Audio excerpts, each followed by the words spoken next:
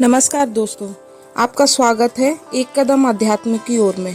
दोस्तों, आज हम सब शिव जी की बारात में चलते हैं और उनके विवाह का आनंद लेते हैं। माता पार्वती ने हजारों वर्षों तक कठोर तपस्या की, तब भोलेनाथ प्रसन्न हुए और उनके साथ विवाह करने के लिए तैयार हुए। यह समाचार सुनकर सभी देवी देवता बहुत ही खुश हुए और राजा हिमाचल के पास गए।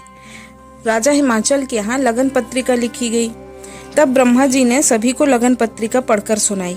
इससे सभी देवी देवता बहुत ही खुश हुए। देवताओं ने बाजे बजाकर आकाश से पुष्पों की वर्षा की, मांगलिक कलश सजा दिए गए, अप्सराएं नृत्य करने लगी। सभी देवता अपने अपने वाहन सजाने लगे, कल्याणप्रद और मंगल शगुन होने लगे। अप्सराओं का नृत्य और गायन शुरू हो गया। शिवजी के गण शिवजी का श्रृंगार करने लगे। जटाओं का मुकुट बनाकर उस पर सांपों का मोर सजाया गया।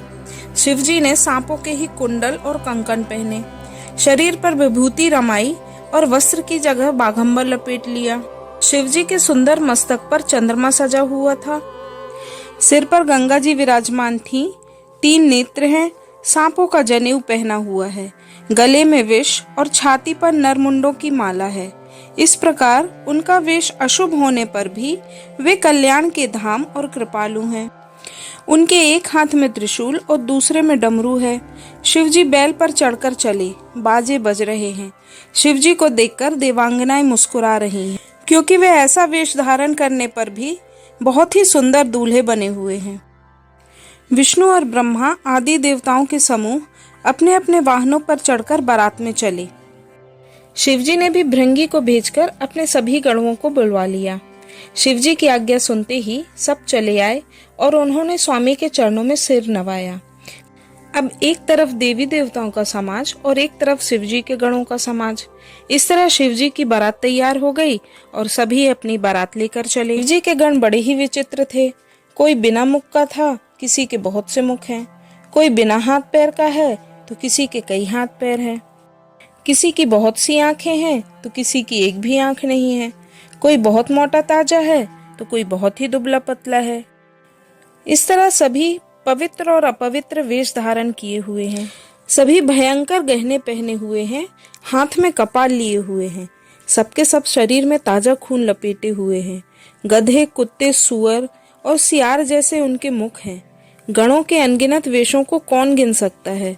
बहुत प्रकार के प्रेत, पिशाच और योगिनियों की जमातें हैं, उनका वर्णन कर नहीं सकते। बारात में भूत प्रेत नाचते और गाते हुए जा रहे हैं। वे सब बड़े मौजी हैं, उनके मजे चल रहे हैं।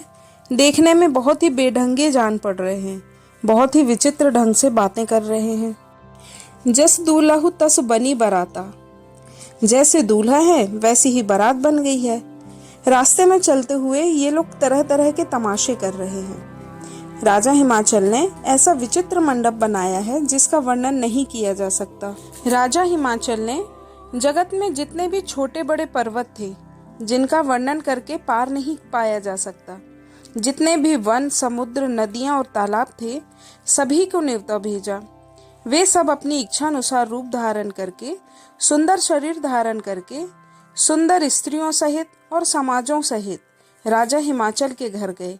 सभी स्नेह सहित मंगल गीत गाते हुए चले जा रहे हैं।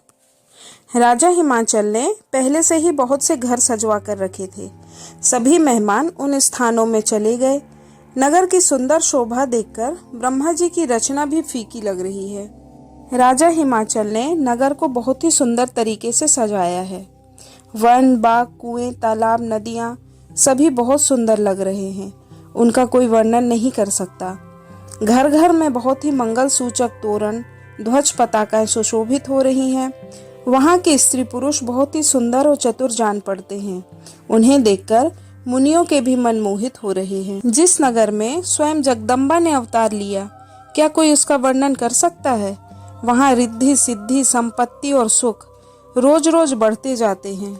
जब नगर के लोगों ने सुना कि बारात पास आ गई है तो सभी जगह हलचल मच गई, जिससे उनकी शोभा बढ़ गई।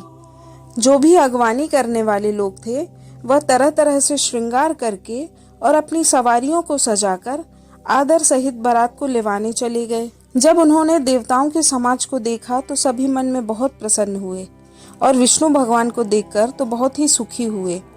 किंतु जब सबने शिवजी के दल को देखा तो सभी वहां से डरकर भाग गए।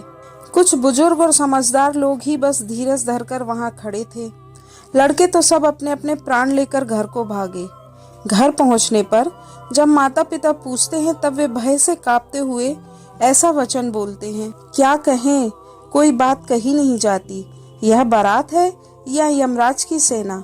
दूल्हा पागल है और बैल पर सवार है, सांप कपाल और राख पहने हुए है। तब उन लड़कों के माता पिता मुस्कुराते हुए अपने बच्चों को समझाने लगे। उन्होंने बहुत तरह से लड़कों को समझाया कि निडर हो जाओ, डर की कोई बात नहीं है। बारात को नगर में लाया गया और सबको सुंदर जनवासे में ठहराया गया। पार्वती जी की माता रानी मैना ने शुभ आरती सजाई और उनके साथ सभी स्त्रियां मंगल गीत गाने लगीं। उनके सुंदर हाथों में सोने का थाल शोभित है। रानी मैना बड़ी खुशी के साथ शिवजी की आरती करने चली। जब महादेव जी के भयानक वेश को देखा तो सभी स्त्रियों के मन में बड़ा भारी भय उत्पन्न हो गया। वे सभी डर के मारे अपने घरों में घुस गईं। मैना के हृदय में बड़ा दुख हुआ। उन्होंने पार्वती जी को अपने पास बुलाया और बहुत ही प्रेम से कहने लगी, जिस विधाता ने तुमको ऐसा सुंदर रूप दिया, उस मूर्ख ने तुम्हारे दूल्हे को बावला कैसे बना दी। मैं तुम्हें लेकर पहाड़ से गिर पड़ूंगी, आग में जल जाऊंगी या समुद्र में कूद जाऊंगी।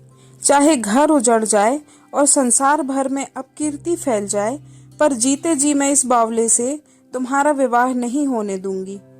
रानी मैना को दुखी देखकर सारी स्त्रियां व्याकुल हो गईं। मैना अपनी कन्या के प्रेम को याद करते और विलाप करते हुए रोती हैं। हिमाचल को इस तरह का समाचार प्राप्त हुआ तब वे नारद जी और सप्तऋषियों को अपने साथ लेकर अपने घर गए। तब नारद जी ने पूर्व जन्म की कथा सुनाकर सबको समझाया और कहा कि हे मैना, तुम मेरी सच्ची बात सुनो। तुम्हारी यह लड़की साक्षात जगत जननी भवानी है। यह अनादि शक्ति अविनाशिनी है। ये सदा शिव जी के अर्धांग में रहती हैं। ये जगत की उत्पत्ति, पालन और संहार करने वाली। पहले ये दक्ष के घर में जन्मी थी, तब इनका नाम सती था। बहुत ही सुंदर शरीर पाया था। वहाँ भी इनका विवाह शंकर जी के साथ हुआ था। यह कथा सारे विश्व में प्रसिद्ध। नारद जी के ऐसे वचन सुनकर सबका विषाद मिट गया और क्षण भर में यह समाचार नगर में घर घर में फैल गया। फिर राजा और रानी दोनों प्रेम में मग्न हो गए।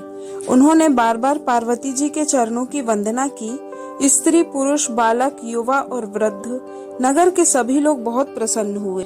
नगर में मंगल गीत गाए जाने लगे और सबने भांति भांति के सोने के कलश सजाए।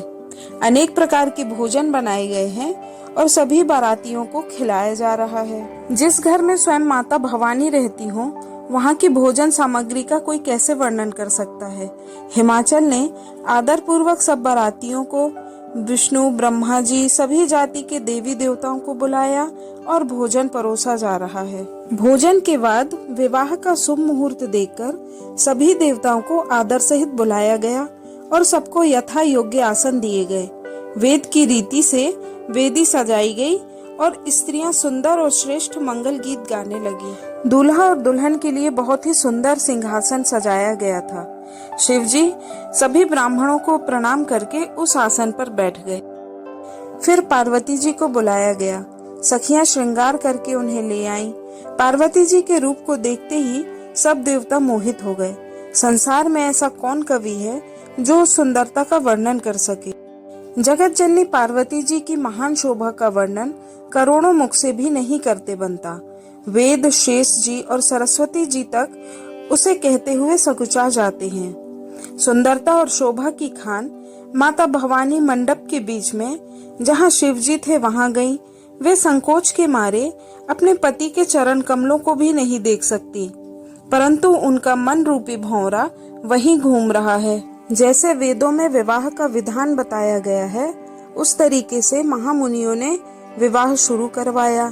राजा हिमाचल ने अपने हाथ में कुश और कन्या का हाथ लेकर उन्हें भवानी जानकर श्री महादेव जी को समर्पण किया। इस प्रकार जब श्री महादेव जी ने पाणी ग्रहण किया, तब समस्त देवता हृदय में आनंदित हो गए। ऋषि मुनि वेद मंत्र का उच्चारण करने लगे और देवता लोग शिव जी की जय जयकार करने लगे। अनेक प्रकार के बाजे बजने लगे।